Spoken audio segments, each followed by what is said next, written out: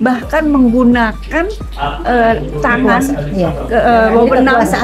wewenangnya Mahkamah Agung untuk meloloskan Kaisang yang saat ini belum berusia 30 tahun. Ya. Peraturannya Iya, jadi untuk yang kedua kalinya ternyata ini kedua orang tua ini memaksakan kehendak, memaksakan anak-anak yang belum siap untuk posisi yang tidak bukan pada porsinya, yang tidak pada porsinya.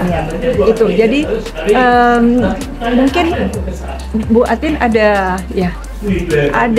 saran mungkin untuk Pak Jokowi sama Ibu Iriana. Kok segitunya sih gitu ya? Iya, seharusnya mereka lebih mengetahui ya. Kita sebagai ibu jangan mendorong anak kalau memang yang tidak semestinya Bu ya. Yang memang pola pikirnya mungkin belum mencapai ke sana. Iya, artinya mereka itu belum siap. Seperti ibaratnya mereka itu sebetulnya belum siap untuk posisi.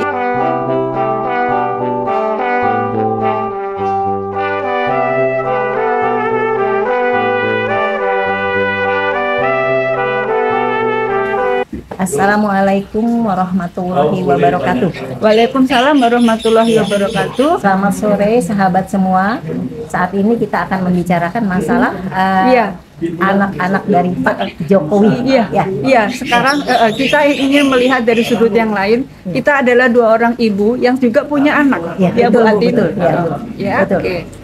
Kita ingin anak kita jangan sampai mengikuti mereka. Amin. Iya, insya Allah. Nah, sebagai orang tua, adalah wajar jika kita sejak anak-anak mempersiapkan anak-anak untuk menuntaskan pendidikan sampai tingkat tertentu, sampai ke perguruan tinggi, sampai tingkat S1, kalau bisa dilanjutkan supaya anak-anak ini siap untuk berkarya di jalurnya masing-masing. Sesuai dengan kemampuan, sesuai dengan minat, sesuai dengan kepribadian anak-anak itu.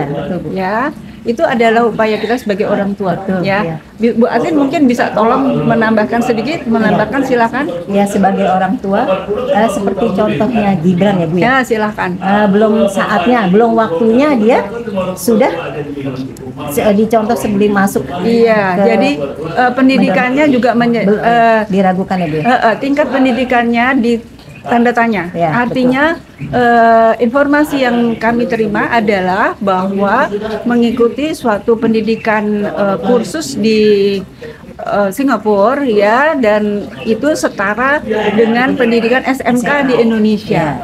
Nah, dengan kondisi tingkat pendidikan yang demikian, sebagai orang tua ini Pak Jokowi sama Ibu Liana justru memberikan dan mendorong anak-anak yang utamanya misalnya Gibran untuk menjadi cawapres, bahkan sampai menggunakan wewenangnya, bahkan menggunakan wewenang paman di Mahkamah Konstitusi untuk merubah undang-undang.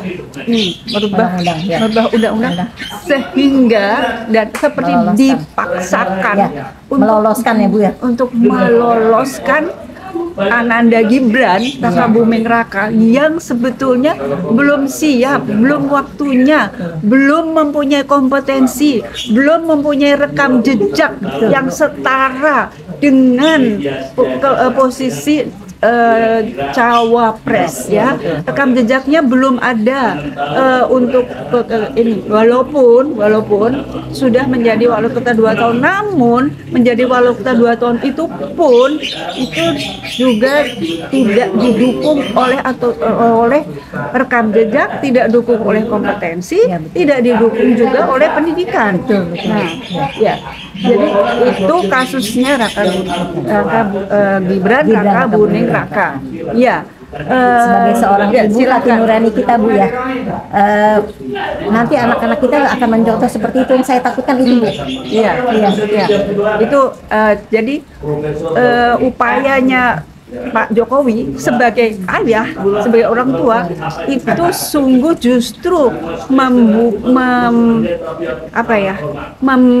Mendorong, membatasi, memaksakan anak yang belum punya kompetensi, belum punya rekam jejak yang lengkap untuk posisi tertentu. Iya, betul. Udah, ternyata ya Bu Atin ya, ternyata upaya beliau ini sebagai orang tua tidak hanya sampai di anak sulungnya. Hal yang sama terjadi pada anak bungsunya. Namanya Kaisang. Kita sudah sama tahu, Kaisang itu dalam waktu 2 hari sebagai anggota PSI diangkat sebagai ketua PSI, ya, tanpa bekal yang cukup juga, gitu ya. Bahkan sekarang ini dicalonkan sebagai cawagup dalam rangka ikut Pilkada DKI, ya. Itu sungguh sesuatu upaya yang dipaksakan, bahkan menggunakan tangan wewenangnya Mahkamah Agung untuk meloloskan Kaisang yang saat ini belum berusia 30 tahun.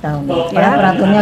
Iya, jadi untuk yang kedua kalinya ternyata ini kedua orang tua ini memaksakan kehendak, memaksakan anak-anak yang belum siap untuk posisi yang tidak pada porsinya, yang tidak pada porsinya.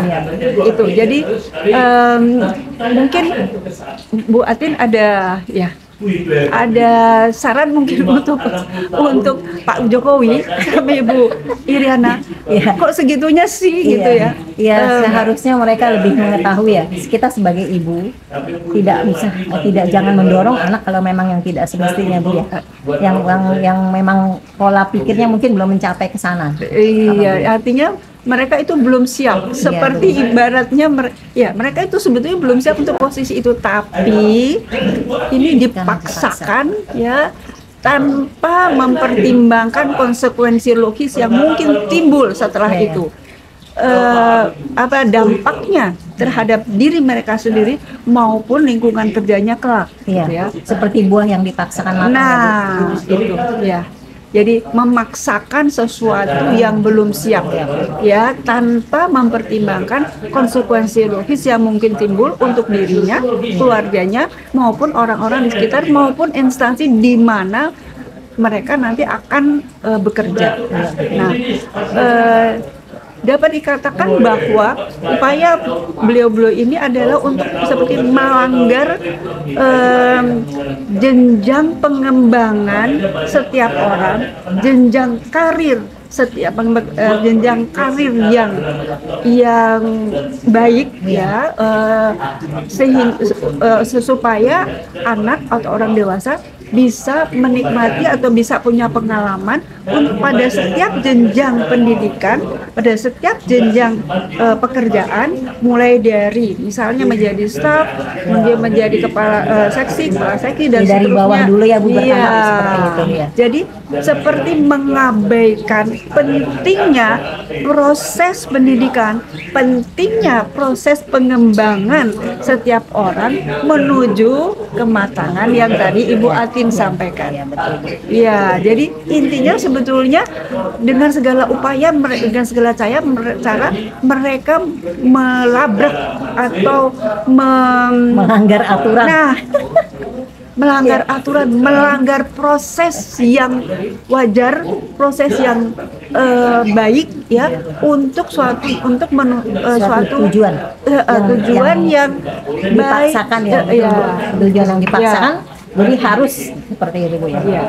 Itulah yang artinya kita sebagai orang tua justru prihatin dengan keputusan-keputusan Pak Jokowi sama Bu Ira sebagai orang tua, ya. Sayang anak sih boleh-boleh aja. Kita juga semua sayang anak, ya.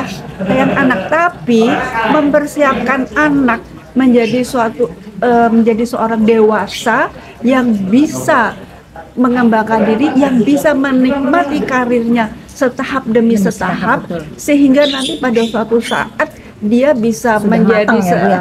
bisa menjadi seorang yang punya wewenang dan berguna bagi orang banyak, orang sekitarnya.